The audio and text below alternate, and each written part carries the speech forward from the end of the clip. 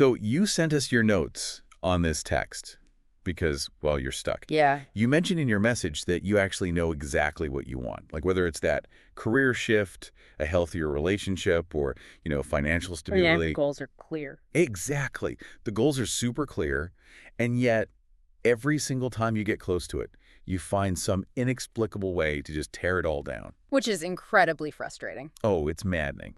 So you're looking for a complete deep dive into Brianna Wiest's The Mountain to figure out why you keep hitting this invisible ceiling. And that's exactly what we're going to do today. Yes, we're taking your notes, the source material, our own research, and we're just going to look directly at the actual mechanics of why you are standing in your own way.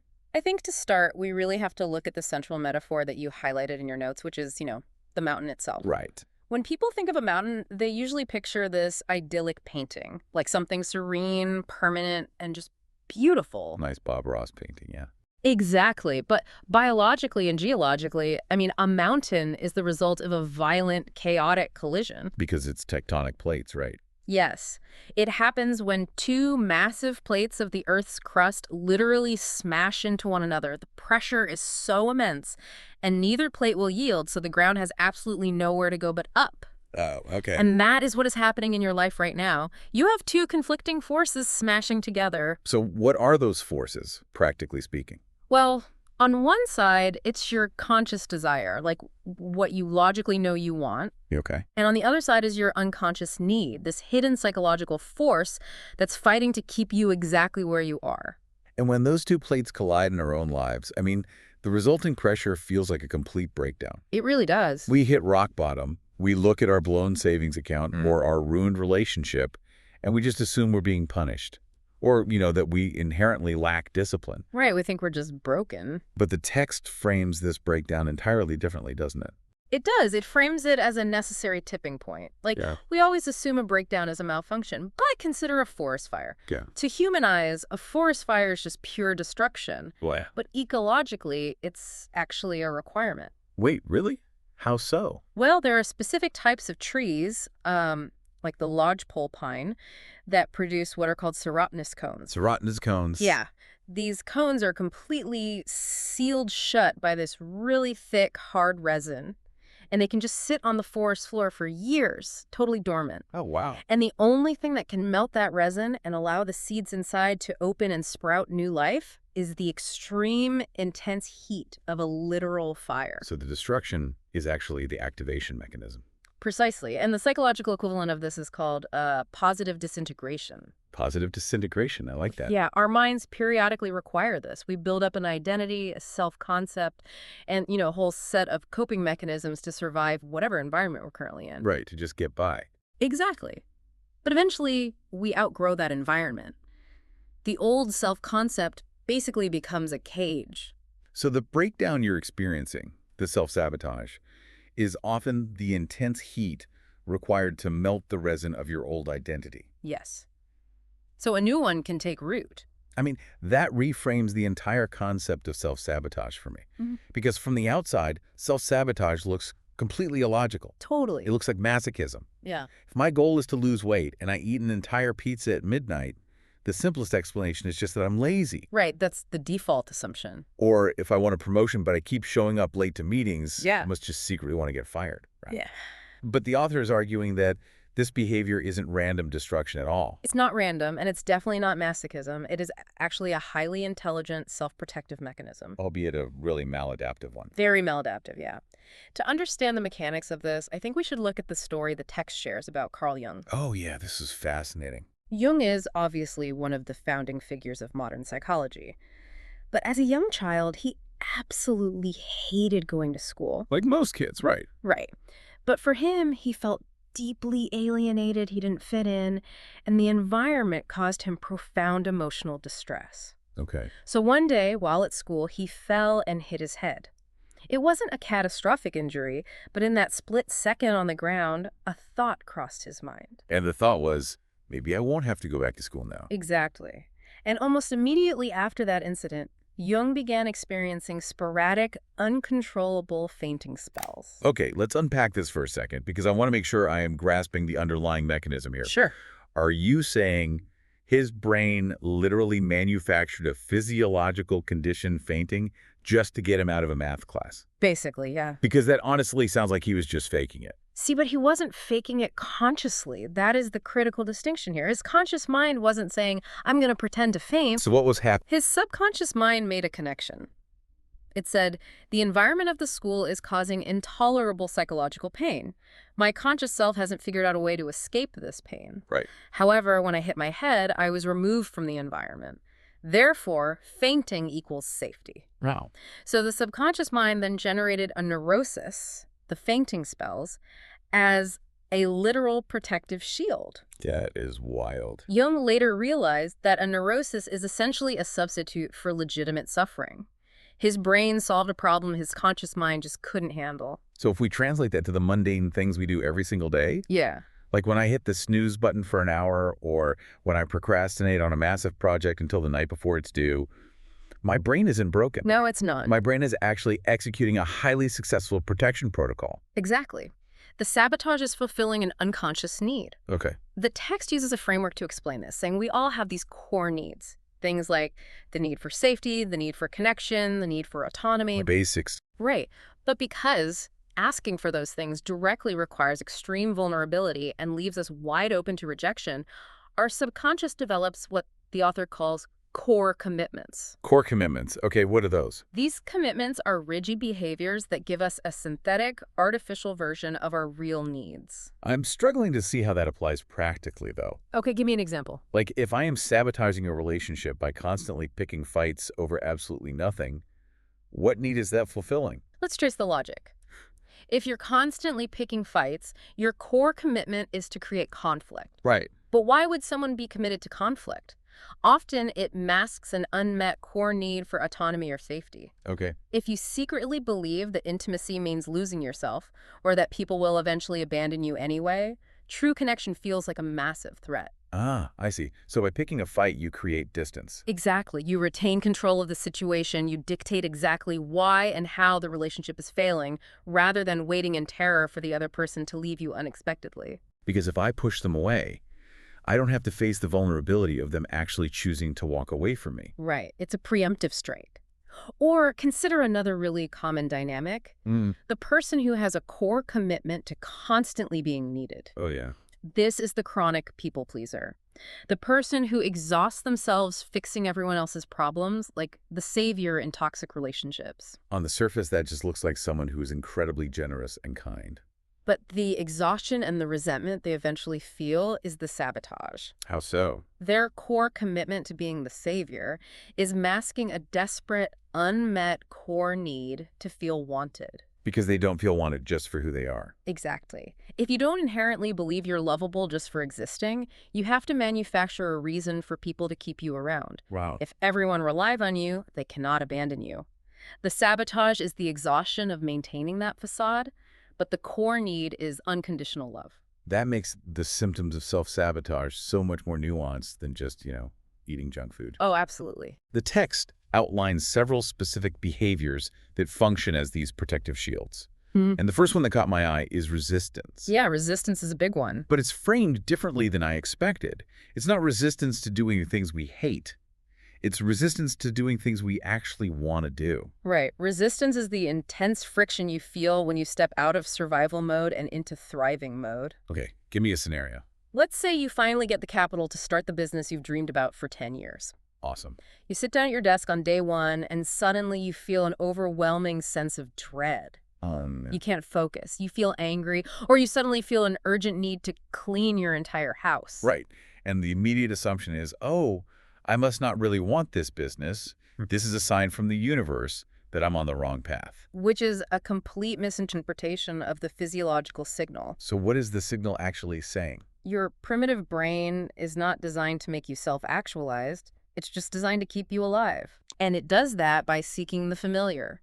Even if your familiar environment is miserable, the brain knows how to survive it. So a new business is unfamiliar. Thriving, success, deep connection, they are entirely unfamiliar territories. And to the primitive brain, unfamiliar equals unpredictable, and unpredictable equals dangerous. Wow. So resistance is simply your nervous system hitting the emergency brakes because you're wandering off the known map, Exactly. which explains another symptom from the source material perfectly: uprooting. Oh, uprooting. Yeah. This is the person who moves to a new city every 18 months, or changes careers just when they're about to get promoted, or blows up a relationship right at the 2-year mark. Yep. Society often praises this. We call them a free spirit, or say they're incredibly ambitious. But it is a brilliant disguise for sabotage. Yeah. Uprooting allows you to perpetually live in the honeymoon phase of new beginnings. Because new beginnings are fun. Right, you get the rush of the fresh start, the new apartment, the new job title, but you never have to face the plateau. The boring part. Real mastery, real intimacy, and real success require you to weather periods of extreme boredom, conflict, and routine. Uprooting is a way of avoiding the vulnerability of actually finishing something. Because if you finish it, it can be judged. Exactly. It's the refusal to be seen. Which is the exact same mechanism behind perfectionism, isn't it? Absolutely. People love to claim perfectionism as a strength. Like in a job interview, oh, my biggest weakness is I just have really high standards. Right. It sounds so noble. But the text strips the glamour right off of it. Because perfectionism has nothing to do with high standards. It is armor. Armor. Yeah. If you set a standard that your first novel must be a flawless, Pulitzer-winning masterpiece, you have built in an airtight excuse to never submit the manuscript. Because it'll never be perfect. You never have to face the terrifying reality of publishing a mediocre first book and being criticized. So you fail by default, but it feels like a noble failure because your standards were just too high. It is a completely insulated way to live. And that insulation is also why we use the final symptom the author mentions: being busy. Oh, the busyness epidemic. Yes, we treat busyness as a complete status symbol. But chronic busyness is a highly socially acceptable form of dissociation. Dissociation, like checking out. Basically, if you pack your schedule from 6:00 a.m. to 11:00 p.m. with meetings, errands, and social obligations, you ensure that you never have a single moment of silence. Because what happens in the silence? In the silence, your psychological backlog catches up to you. Oh, me. All the anxieties, the unfulfilled needs, the grief, and the trauma that you are outrunning, they will all surface the moment you stop moving. So being busy isn't about being productive at all. No, it's about generating enough ambient noise so you don't have to listen to your own internal alarms. Okay, so we've established that these behaviors, resistance, uprooting, perfectionism, busyness, they're all protective mechanisms. Right. But that raises a biological question for me. Okay, what is it? If I consciously know I want the promotion, and I know these behaviors are stopping me, why is my brain fighting me so hard? Yeah. Like, why does the nervous system freak out when we get what we want? To answer that, we actually have to look at the neuroscience of wanting, specifically the role of dopamine. Dopamine, the reward chemical. Well, there is a massive cultural misconception about dopamine. We colloquially refer to it as the reward chemical or the pleasure molecule. Right. But the text pulls from the research of psychiatrist Daniel Z. Lieberman to clarify what dopamine actually does in the mesolimbic pathway of the brain. Okay, lay it on me. Dopamine is not the chemical of pleasure. It is the neuromodulator of anticipation and desire. Wait a minute. Yeah. So when I achieve a goal, the dopamine isn't what makes me feel good about achieving it. No, dopamine is what drives you to pursue the goal. Oh, wow. It is the neurochemical of wanting more, of looking toward the future, of calculating possibilities. So it's the chase. Exactly. When you're studying for a degree, or courting a partner, or saving for a house, your brain is absolutely flooded with dopamine. It's an excitatory state. Okay, but what happens the exact moment you get the degree, or marry the partner, or buy the house? Well, the future becomes the present. Oh. And because dopamine is strictly focused on the future, the moment you acquire the thing you wanted, the dopamine production drops significantly. The chase is over. So that sudden, inexplicable feeling of emptiness you get right after a major achievement. Yeah. That's not a sign that you chose the wrong career or married the wrong person. That is just a mechanical, chemical drop in your brain. Precisely. It's literally just a chemical drop. But because we don't understand the neurobiology, we misinterpret that drop as a psychological failure. We feel the emptiness and think, uh-oh, this must not be the right job for me. I need to quit. Or, this relationship has lost its spark. I need someone new. That is terrifying. It is. We sabotage the very thing we worked for just to reactivate the dopamine of a new pursuit. We are literally chemically addicted to the chase, and we destroy our own success just to get the high of the hunt back. Exactly. And this perfectly aligns with Gay Hendricks' concept of the upper limit, which is heavily referenced in the material. Right. The upper limit is the psychological threshold for how much positive emotion, success, or intimacy you can tolerate before your nervous system registers it as a threat. Like a baseline. Yes. Everyone has a baseline set point. It's calibrated based on your past experiences, your childhood, and just what you've grown accustomed to. Here's where it gets really interesting. I think of this exactly like the HVAC system in a house. Okay, let's hear the analogy. Let's say you grew up in a house where the thermostat was permanently set to 60 degrees. Pretty chilly. Right, it was chilly. You had to wear a sweater inside. It wasn't comfortable, but you knew exactly how to survive it. You understood the rules of a 60-degree environment. Right. Then, as an adult, you do the work. You go to therapy, you get a great job, you find a healthy partner, and the temperature in your life rises to a beautiful, sunny 72 degrees. Sounds perfect. But your subconscious mind is the thermostat. Ah. It scans the environment, realizes the temperature is 12 degrees above your baseline, and it absolutely panics. Because it's unfamiliar. Exactly. It doesn't care that 72 degrees is objectively better. It only cares that it is a massive deviation from the programming. That is exactly how the mechanism works. So what does the thermostat do? It kicks the air conditioning on full blast. Yep. It forces you to pick a fight with your partner or oversleep and miss a meeting to literally freeze the environment back down to the 60 degrees you are familiar with. The brain prioritizes familiarity over happiness every time. That is so wild. And what dictates that baseline thermostat setting is often a set of inherited limiting beliefs. It's inherited beliefs, okay? The text spends a lot of time examining how these beliefs operate like background code in a computer. Give me an example. For instance, consider the inherited associations we have around money. If you were raised in an environment where you constantly heard things like, rich people are corrupt, or money changes people, or we may be poor, but at least we are honest. You internalize a moral imperative. Yes. The code says financial success equals moral corruption. Wow. So as an adult, you might consciously desire financial stability. Right. But every time your bank account grows past a certain point, your upper limit alarm bells just start ringing. Loudly. Your subconscious kicks in to protect you from becoming corrupt and being ostracized by your family or your community.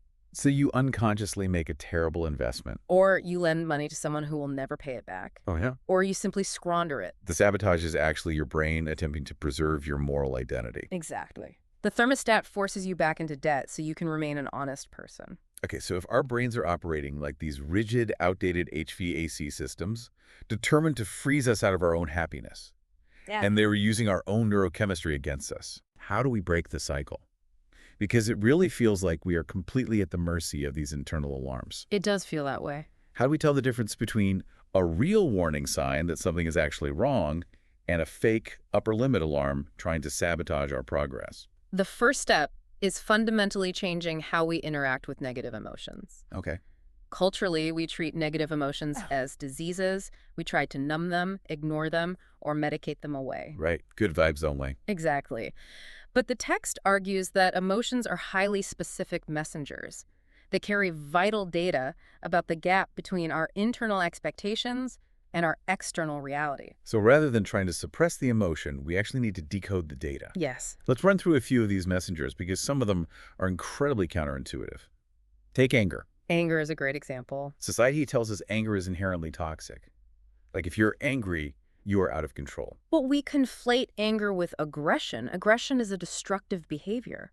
But pure anger as an internal emotional experience is entirely constructive. Really? Anger only arises when a boundary has been crossed or when you perceive an injustice. And even more importantly, anger has a biological function. It mobilizes energy. To get you moving. Right. It creates a surge of adrenaline and focus designed to give you the fuel required to actually change your circumstances. Okay, so if I'm stuck in a toxic job and I am just sad about it, I will probably stay there forever. Yes, because sadness lowers energy. But the day I finally get genuinely angry about how I'm being treated, that is the day I update my resume and quit. Exactly. Anger is often the peak state we reach right before we finally have the courage to change our lives. It's the catalyst for freedom. Yes. When we suppress anger because we want to be polite or spiritual, we're actually suppressing the exact energy we need to escape our cages. That makes total sense. Okay, what about jealousy? That is an emotion that carries immense shame. Oh, massive shame. If I'm scrolling online and I see a peer who just bought a house Mm. and I feel a bitter pang of jealousy, my immediate instinct is to judge myself. I tell myself I'm a petty, unsupportive person. Jealousy is a fascinating cover-up emotion. A cover-up? Yeah. Externally, it presents as anger or judgment toward another person. But internally, the text reveals that jealousy is actually profound sadness and self-dissatisfaction. Wow. The reframe here is that jealousy is a roadmap. It shows you exactly what you truly desire, but are currently too terrified to pursue. Wait, so I'm not actually mad at my peer for buying a house. No, you are angry at yourself because your peer gave themselves permission to pursue their goal while you are still holding yourself back out of fear. That is a punch to the gut. It is, but the moment you stop using jealousy to judge the other person, you can use it as a diagnostic tool. It tells you clearly this is what I need to start building for myself. Truthfully. And then there is resentment.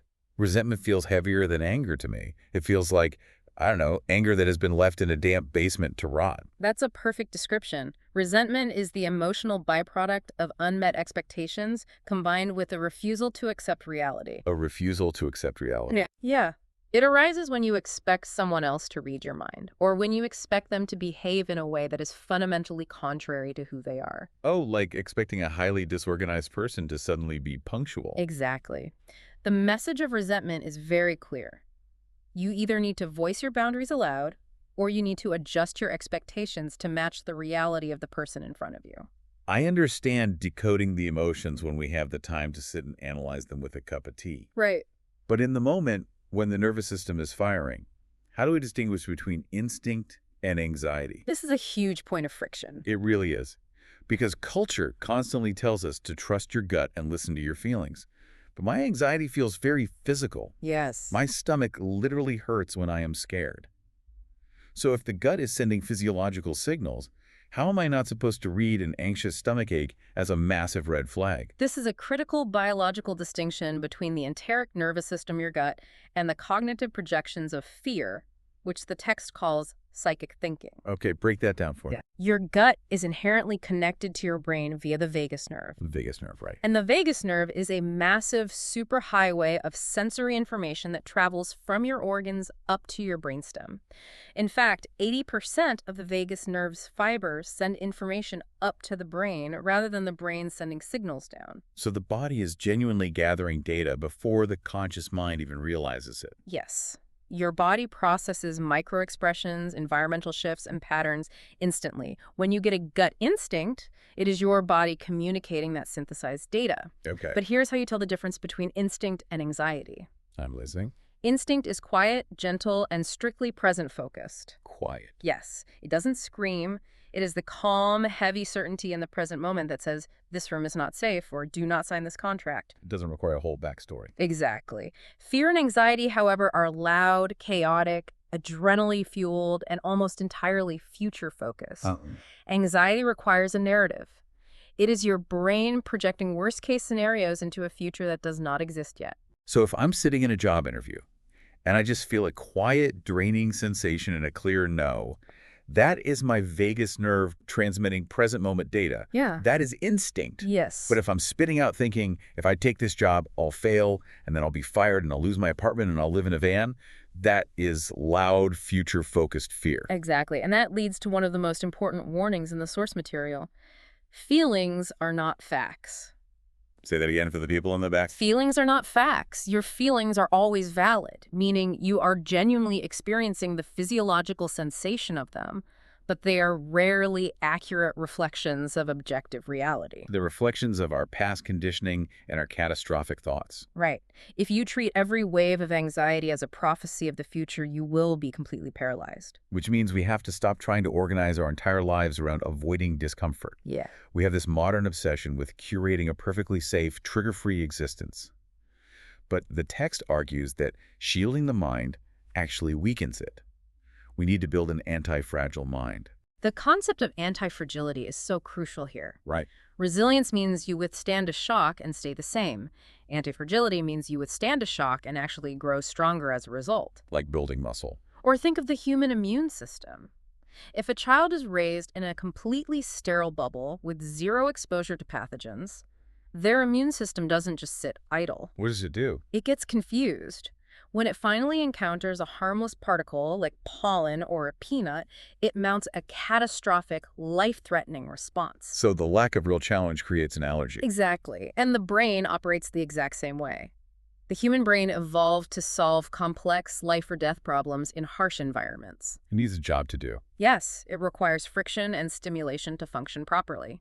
If you artificially shield your mind from all real-world adversity, your brain doesn't just relax. Let me guess, it invents fake problems. It literally invents fake problems to solve. It will manufacture intense anxiety over an unreturned text message, treating it with the exact same physiological panic as a predator in the bushes. We create psychological allergies. Yes, we do. The text mentions that worrying is actually a defense mechanism, but a very weak one. We worry because we subconsciously believe that if we mentally simulate every possible catastrophe, we won't be caught off guard when the bad thing actually happens. It feels productive. We use worry to feel like we're actively managing a threat, but it is like leaving 50 massive applications running in the background of your computer. It eats up all your RAM. Exactly. You aren't actually solving any problems. You are just degrading your system's performance in the present moment. So we have all these misread signals, these ignored instincts, and this massive amount of suppressed emotion. Where does it all go? Good question. Like if I suppress my anger or ignore my sadness, it doesn't just evaporate, right? No, it accumulates. The text uses a very practical analogy. The emotional backlog is like an email inbox. Okay. Every time you experience an emotion, an email lands in your inbox containing specific data you need to process. But if you refuse to open the email because the subject line looks uncomfortable, It just sits there. it just sits there. Over years, you accumulate thousands of unread messages. And eventually, your entire day is spent just trying to manage the overwhelming size of the inbox rather than actually answering the mail. Exactly. But the backlog isn't just a mental phenomenon. The text gets very specific about the biology of trauma and suppressed emotion. Oh, this part blew my mind. Yeah, emotions have what is known as a motor component. What does that mean physically, like in the body? When an emotion is triggered, say fear or anger, your brain immediately initiates a physiological response to physically move your body. Okay. It dumps adrenaline, accelerates your heart rate, and actually fires microcontractions in your muscles to prepare you to fight or flee. The kinetic energy is already generated. But because we live in a polite society, I can't just punch someone who makes me angry or sprint out of a boardroom when I feel scared. Exactly. You use your cognitive brain to slam the brakes on the physical impulse. But that kinetic energy, that motor component, doesn't disappear. Where does it go? It becomes trapped in the physical tissues of your body as chronic muscular tension. It's like revving a car engine to the red line while keeping the parking brake engaged. Perfect analogy. The engine's going to tear itself apart. The text notes how we literally store stress in specific areas, like carrying the burden of relationships in our neck and shoulders, or storing fear as chronic gastrointestinal issues. This is the physiological basis of trauma. Right. Trauma occurs when we enter a state of fight or flight, but we are unable to successfully complete the physical cycle and return to a state of safety. So we just stay in flight or flight. The nervous system gets stuck in a loop of chronic hyperarousal. The brain rewires itself to perceive threats everywhere. Which explains so much. It's why people with unresolved trauma exhibit hypersensitivity, jump to negative conclusions, and struggle to plan for the future because their nervous system firmly believes they are still fighting for survival in the past. So how do we clear the inbox? Huh? How do we disengage the parking brake? Because you can't just slap a positive affirmation on chronic neuromuscular tension. You really can't. The antidote to trauma is highly specific. You must reinstate a sense of safety. Okay. But the critical error most people make is trying to reinstate safety in the wrong domain. From long domain. You must rebuild safety in the exact area of life where it was shattered. Can you give an example of getting the domain wrong? Sure. Let's say you experienced profound betrayal and trauma in a romantic relationship. Okay, painful. Your nervous system learns that intimacy is dangerous. To cope, you might decide to become a relentless workaholic. You just bury yourself in work. Right. You amass wealth, you get promotions, you build a fortress of financial security. You tell yourself you are safe now. But are you? No. The money only provides a superficial, unrelated kind of safety. It does absolutely nothing to heal the specific relational wound. Because the nervous system still knows that if someone gets close to you, you are completely defenseless. Correct. To actually heal the relational trauma, you cannot rely on financial armor. You have to take the terrifying incremental steps of building healthy, trustworthy connections with other humans. Oh, man. You have to prove to your nervous system that the specific domain that hurt you can be navigated safely. That is incredibly daunting. You basically have to walk right back into the fire. You do. But the text does offer a fascinating psychological visualization to help process these specific past wounds. It involves interacting with your younger self. Yes, it is a profound somatic exercise. How does it work? Often, the part of you that is holding the trauma is a younger version of yourself that became psychologically frozen at the moment they were overwhelmed. Okay. The exercise asks you to close your eyes, locate the physical tension in your body, and use that physical sensation as an anchor to travel back in your memory to the time and place the wound occurred. But you aren't just passively rewatching the worst moment of your life like a movie, right? No, not at all. You actively insert your present self into the memory. You visualize your current, capable adult self walking right into that room. You sit down next to your younger, terrified self. You offer them the exact words of comfort and protection they needed but never received. And then there's that crucial step. You hand them undeniable proof of your survival. You hand them the keys. Yeah, the keys. You visualize physically handing your younger self your current car keys, or showing them photos of your current home, your partner, or your friends. You are communicating across time to that frozen part of your psyche. Exactly. Providing tangible evidence that not only did the threat pass, but you both survived and went on to build a beautiful life. You are literally updating the nervous system software. Yes. But this also requires a physical release, right? The text is adamant that you cannot logic your way out of trauma. Because the trauma is stored in the motor components of the body, the release must be physical. You have to sweat, move, and cry. You have to physically flush the trapped kinetic energy out of your muscular nervous systems. Yes. Whether that is through intense cardiovascular exercise, deep somatic breathing, or simply allowing yourself to weep uncontrollably until the wave passes. The physical purge is a non-negotiable requirement for psychological healing. It is entirely visceral. So once we begin to clear this physical backlog of the past, we arrive at the present moment. Right. Before we can start building a new future, we have to stop fighting our current reality. The text emphasizes the absolute necessity of radical empathy and emotional validation. And to understand validation, we have to use another mechanical analogy from the text. I'll hear it. Think of your emotions as water flowing through a pressurized pipe. Okay. When you experience an intense, uncomfortable emotion like grief or panic, your immediate instinct is to shut the valve. You want to stop the flow of the feeling. Because it hurts. But shutting the valve doesn't make the water evaporate, it just traps it. The pressure inside the pipe builds and builds until the metal fatigue sets in and the pipe bursts. And a burst pipe looks like a panic attack, a depressive episode, or a massive act of self-sabotage. Exactly. And because we are so terrified of our own plumbing, we desperately try to force other people to manage our valves for us.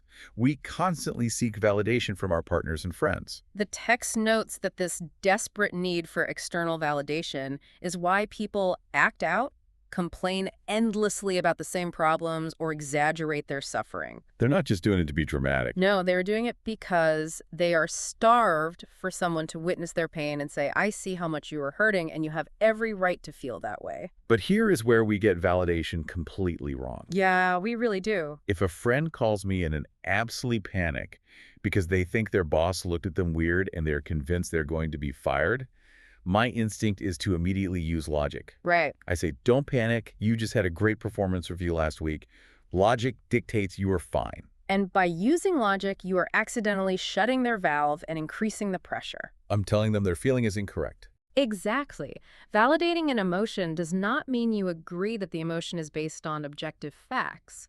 It does not mean you agree with their assessment of reality. This is a huge distinction. I don't have to agree that they're getting fired to validate them. Right. Validating simply means acknowledging that their physiological and emotional experience in that moment is real to them. So what should I say instead? You say, I can see that you are absolutely terrified right now, and it is entirely human to feel terrified when you are uncertain. Wow. The paradox of validation is that the moment you give an emotion full permission to exist, without rushing to fix it or logic it away, the valve opens. The pressure drops. The emotion flows through the pipe, reaches its natural conclusion, and fades. So the less you resist the panic, the faster the nervous system returns to baseline. Exactly. Okay, so we have deconstructed the sabotage.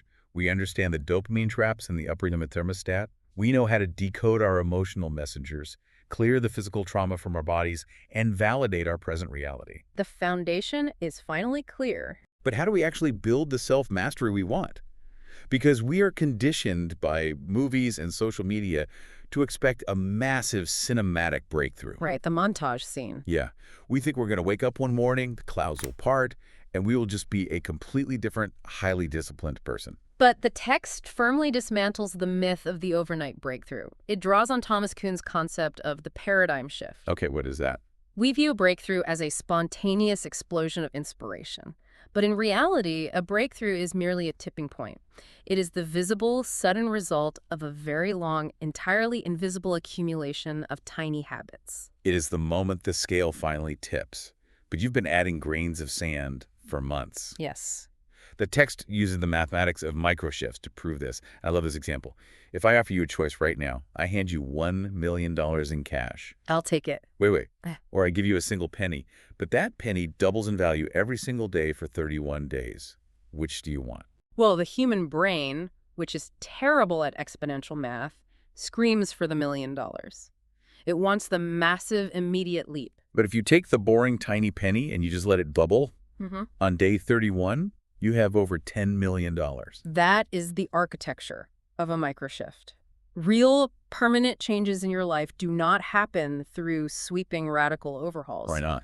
Because if you shock your system with a massive change, your upper limit thermostat will register it as a threat and immediately trigger self-sabotage to freeze you back to your baseline. You have to sneak past the thermostat. You do that through microscopic, monotonous increments. You don't overhaul your entire diet overnight. You drink one extra glass of water. You don't write a novel in a weekend. You write one paragraph a day. It is profoundly unglamorous. But it is the only method that avoids triggering the internal alarms. And these microshifts have to be aimed in a specific direction. The text brings in Stephen Covey's vital distinction between values and principles. This is key. We talk endlessly about our values, but values are entirely subjective. You can value wealth, you can value fame, you can value family. A mafia boss values loyalty. Right. Exactly. Values do not govern the outcomes of reality. Principles, however, are objective natural laws. They are the immutable rules of the universe, much like gravity or the laws of agriculture. And Covey uses the farm analogy, right?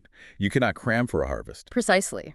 If you are a student, you can slack off all semester, stay up all night cramming before the final exam, and pull off a B. You can cheat the system. But you cannot cheat a farm. If you forget to plant seeds in the spring and you fail to water them all summer, you cannot run out into the field in October, work for 24 hours straight, and expect corn to grow. Nature does not care about your intentions. It only responds to principled, consistent action over time. So if you want self-mastery, you have to align your microshifts with objective principles. If you want financial peace, you must adhere to the principle of spending less than you earn. If you want a deep relationship, you must adhere to the principle of vulnerability and mutual respect. You cannot hack the harvest. And to help identify exactly which principles you need to adopt, the author suggests a final visualization. Meeting your future self. Oh, the CEO visualization. Yeah. But you aren't just daydreaming about a slightly better version of you. You are asked to envision the CEO of your life. You picture the most powerful, centered, and capable version of yourself 10 years from now. You study how they walk, how they dress, how they handle a crisis, and how they speak. And the defining characteristic of this future CEO is that they are completely willing to be disliked. Because people who have achieved self-mastery do not compromise their principles to manage the emotional reactions of other people. Right. They are deeply authentic, they are acutely aware of their own flaws, and they act with deliberate purpose. So we are making the final ascent here. We are reaching the peak of the mountain. What is the fundamental difference in the daily life of someone who is stuck in self-sabotage versus someone who has achieved self-mastery? The first hallmark is mastering the difference between suppressing an emotion and controlling it. Okay, we talked about suppressing. Right. We discussed how suppressing is an unconscious, fear-based reaction that pressurizes the emotional pipe. Controlling your emotion, however, is a highly conscious executive choice. Let's use a real-world example. I am driving, and someone recklessly cuts me off, almost causing an accident. Okay, classic scenario. Suppressing the emotion means I swallow the surge of adrenaline, grip the steering wheel, tell myself, I'm fine, it's fine, and then 2 hours later, I inexplicably yell at my partner over a dirty dish. Because the energy transferred. Right. So what does controlling it look like? Controlling the emotion means you allow the feeling to occur, but you dictate the behavior. Okay. The person cuts you off, you feel the massive surge of anger, you validate it internally. I am absolutely furious, that was incredibly dangerous, and my heart is pounding. You own it. But you use your executive function to consciously choose not to roll down your window, scream, or tailgate them, because you know that behavior compromises your long-term safety and peace. You feel the fire, but you don't burn the house down. Beautifully put. And that perfectly leads to the second hallmark, a shift in what you are actually striving for. People in the valley of self-sabotage are constantly chasing happiness. And happiness is a trap. A trap. Yes, because it is dualistic and entirely dependent on external circumstances. If your goal is happiness, you will only feel successful when things are going perfectly. And life is never perfect. Right, because life is inherently chaotic. If you rely on external achievements to make you happy, you will live in constant low-grade terror of losing them. You become a hostage to your own success. So self-mastery isn't the pursuit of happiness, it is the pursuit of inner peace. Inner peace is not the absence of chaos, and it is not the absence of pain. What is it then? Inner peace is the space between the scales. It is a deep, unshakable, foundational knowing that you are intrinsically okay, regardless of whether the external weather of your life is currently a sunny day or a Category 5 hurricane. Wow. It is a baseline of internal security that cannot be repossessed by a bad economy, a failed relationship, or a missed promotion. And to establish that baseline of inner peace, the text delivers what I honestly believe is the absolute core thesis of this entire philosophy. Yeah. It is a hard mechanical truth. You must disconnect your action from your feeling. Yes. You have to take the action before the feeling arrives. This is where the battle is won or lost. We remain trapped in self-sabotage because we have been conditioned to wait for motivation. We wait to feel inspired to write the book. We wait to feel ready to leave the bad job.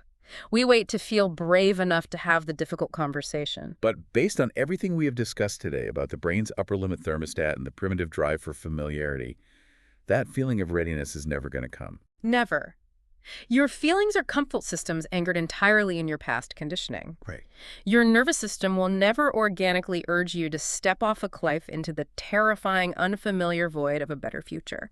If you wait until you feel like doing the hard, transformative work, you will literally be waiting until the day you die. So what do? You lead with your intellect and your vision. You use your logical mind to plot the coordinates of where you want to go. Okay. And then you force your physical body to take the steps, even while your nervous system is screaming in resistance. Even while your stomach is tied in knots. Even while every emotion you have is begging you to turn back to the comfort of the known. You drag your feelings into the future. Yes. You execute the monotonous microshifts. You write the paragraph while feeling completely uninspired. You go to the gym while feeling exhausted. You set the boundary while your hands are shaking with fear. And eventually, through the sheer momentum of repeated principled action, the thermostat resets. The environment changes. And your feelings finally catch up to your new reality. The hard thing simply becomes the new normal. Okay, let's just step back for a second and look at the entire map we have just charted. It's a lot of ground. It is. We started by shattering the illusion that you are uniquely broken, redefining your self-sabotage as a fiercely loyal, albeit confused, subconscious protector trying to meet your core needs. Right. We mapped the neurochemistry of the dopamine trap, exposing how we destroy our own achievements just to get the high of the chase back. We identified the HVAC system of the upper limit and how inherited beliefs freeze us out of our own potential. We learned to stop medicating our negative emotions and start translating them as vital messengers.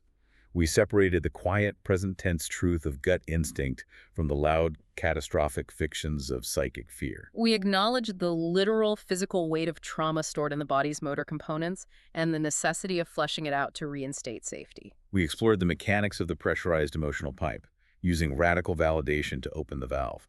And finally, we abandon the myth of the overnight breakthrough in favor of the unglamorous, unstoppable mathematics of microshifts, principled action, and the absolute necessity of moving forward before the feeling of readiness ever arrives.